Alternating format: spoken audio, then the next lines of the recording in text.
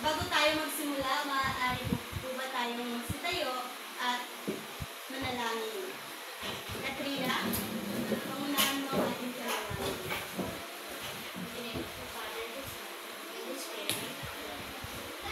Our Father, who art in heaven, hallowed be thy name. Thy kingdom come, thy will be done, on earth as it is in heaven.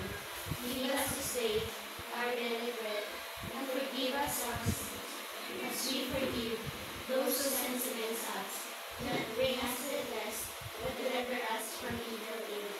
In the name of the Father, and the Son, and the Holy Spirit. Amen. Magandang umaga aking mga mag-aaral. Magandang umaga po, Guro. Kumusta kayo ngayong araw? Mabuti naman po. Ikinagagalak ko na kayo ay nasa mabuting kalagayan. Bago kayo magsuko, maaari niyo bang pulutin ang mga basurang inyong nakikita at ilagay ko sa aking basurahan? Maaari na kayong iupo. Salamat po, Guro. Ngayon, nais kong malaman kung sino-sino ang umabsent sa ating klase. Magaling mga bata. At ngayon, narito ang ating pamatayan sa loob ng ating paaralan. Maaari niyo bang basahin? Sa pagpasok ng klase, ang mga mag-aaral ay inaasahang makinig ng mabuti sa iyong guro, umupo ng ayos, itaas ang kanang kamay kung ikaw ay sasagot, respetuhin ang bawat isa. Yan ang ating pamantayan sa loob ng klase. Maaasahan ko ba ito na inyong gagawin ngayon? Opo. Magaling. At ngayon, bago tayo dumako sa ating aralin, magkakaroon muna tayo na magbabalik-aral muna tayo sa patungkol sa ating tinalakay noong nakaraang talakayan. Ano nga ba ang ating tinalakay noong nakaraan? Jessica. Teacher, Yes, ang kinalaki namin kahapon ay patungkol sa pagsalang-alang sa kapatalakihan. Magaling. At ngayon, tatalakayin natin ang pagkakaroon ng sariling kapayapaan. Pero bago natin formal na simulan ang ating panibagong talakayan, meron akong ipapakitang larawan sa inyo. At ang gagawin nyo lamang ay sasabihin nyo kung ano ang inyong napapansin dito. Ano nga ba ang inyong napapansin? Ano nga ba ang pinahihirwatig ng litrato nito? Teacher, ang ibon ay sanito ng kapayapaan. Magaling! Ikaw, Jessica, anong napapansin mo sa litrato?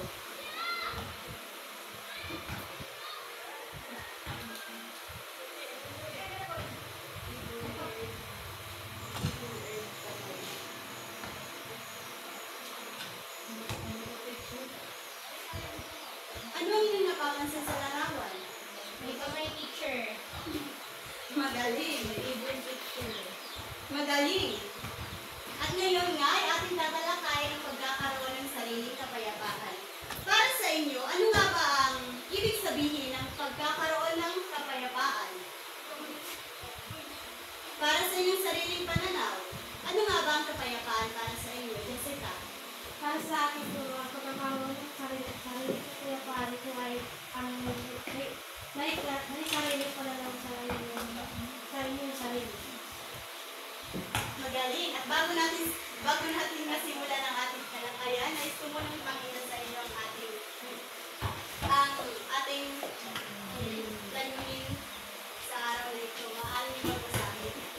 Pagkatapos ng aralin, ang mga mag-aaral ay inaasahang nakapagbigay ng mga paraan ng pagkakaroon ng sariling kapayapaan. Nagsasabuhay ang pagkakaroon ng sariling kapayapaan at naipapaliwanag ang kahalagahan ng pagkakaroon ng sariling kapayapaan. At yan ang ating layunin sa araw na ito. Ngayon ulit, meron akong tanong. Paano niyo nga ba masasabi na kayo ay mayroong sariling kapayapaan? Katrina?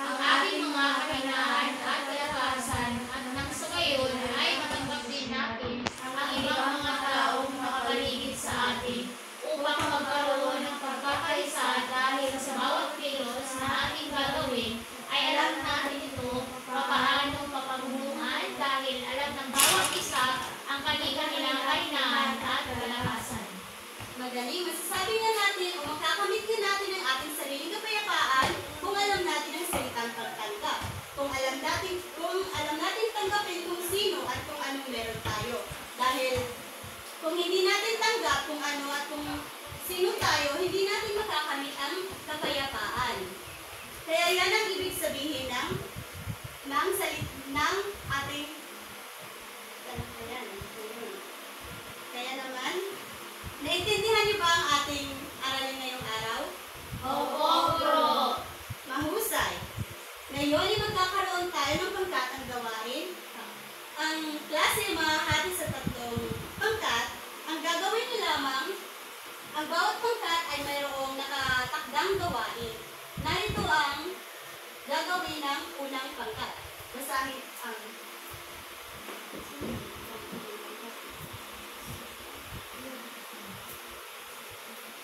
ikaw ang unang pangkat at pangalawang pangkat at ang pangatlong pangkat. Narito ang gagawin ng unang pangkat. Basahin mo na ang Panuto. Isulat ang salita mo kung ang isinasaan sa pag-usap ay nagpapakita na pagkakaroon ng sarili kapayapaan at hindi naman kung hindi ito nagpapakita. Una, at narito naman ang gagawin ng pangalawang pangkat. ipaliwanag ang mga sumusunod na katanungan. Sa paanong paraan natin Makakamit at nakakaroon ng sarili kapayapaan. So narito ang gagawin ng pangatlong pangkat. Isadula ang sumusunod na sitwasyon na napakamit ng sarili kapayapaan. At pagkatapos yung gawin ang inyong nakatakdang gawain ay mayroong pupunta dito para i-presenta ang inyong ginawang gawain. At narito ang inyong gagamitin para sa ating gawain ngayon. Narito ang para sa group 1 at narito para sa group 2. Narito sa group 2.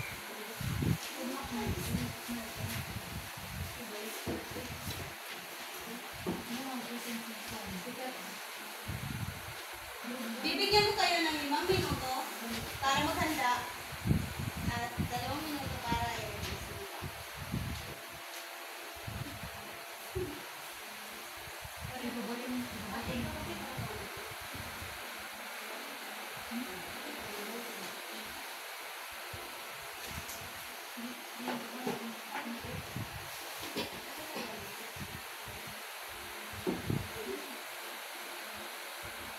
Narito ang rubric pa.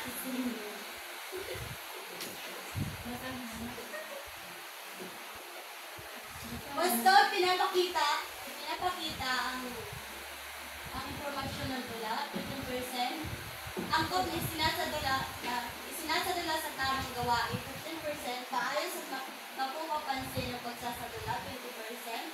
At kabuuang puntos ay 50%. Tapos na ba ang unang pangkat? Maaari mo na ba i-presenta ang iyong ginawa?